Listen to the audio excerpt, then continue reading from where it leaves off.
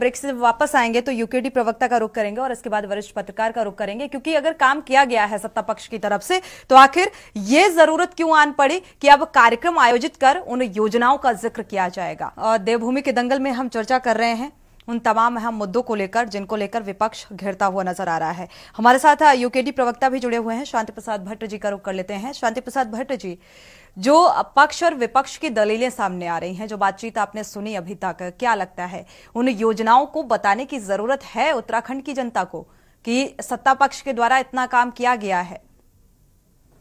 देखिए सोनी जी, अगर काम किया होता तो फिर बैनर पोस्टर लगाकर अपने गले में खुद माला डालकर अपनी उपलब्धि बताने की बात ना होती। देखिए कितने बड़े दुर्भाग्य की बात है। हम ऐसे नहीं कहते कि ये जुमलेबाज पार्टी है। आप देखिए, ये कह रहे इतिहास में अब तक इतना शानदार काम कभी नहीं हुआ, तो इसका मतलब 11 साल भारतीय जनता पार्टी ने नाकामी का काम किया। खुद ही अपनी सरकार पर आरोप लगा रहे।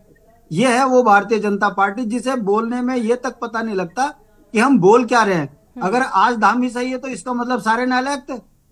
ये भाजपा का असली चेहरा है। दूसरी बात, इन्होंने कहा है कि हमने सिलक्यारा रेस्क्यू में वाई करी। मैं पूछना चाहता हूं, जिस लाला का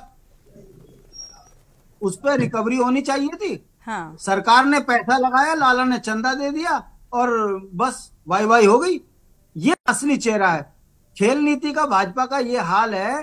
किसी को बताने की जरूरत नहीं है कि खिलाड़ी बाहर जा रहे हैं। उत्तराखंड में खिलाड़ियों को 200 रुपए की दिहाड़ी तक नहीं मिल पा रही, जिस कारण उत्तराखंड का खिलाड़ी बाहर जाकर अपना जो है खेल प्रतिभा दिखा रहा है। ये स्थिति भारतीय जनता पार्टी की है। इन्वेस्टर समिट में आपको मैं बता दूं, कागजों में वाई इन्वेस्टर समिट का खूब लूट रहे हैं, मगर धरातल पर 10 रुपए का भी कहीं काम नहीं दिखा पा रहे।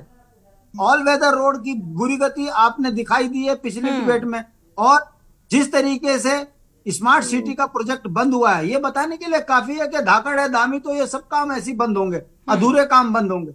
मेरा कहने का मतलब है, जो भारतीय जनता पार्टी अतिक्रमण कराती है उत्तराखंड की जमीनों पर, वही सरकार से जो है कहती है कि हमने अतिक्रमण हटाए। हम पूछ रहे कितने अधिकारियों पर कार्रवाई करी जिन्होंने उस अतिक्रमण में सहयोग करा।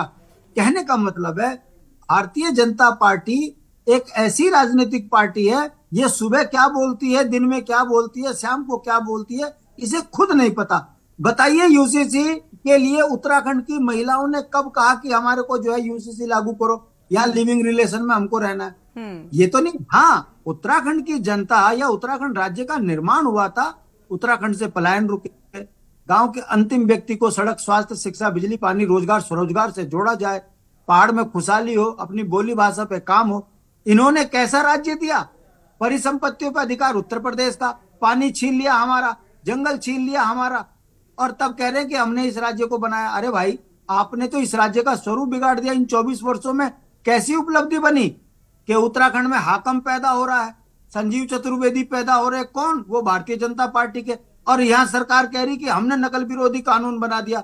और जब नकल विरोधी कानून में जब पहली शिकायत उत्तरकाशी के लड़के ने करी, उठा के उसे जेल डाल दिया।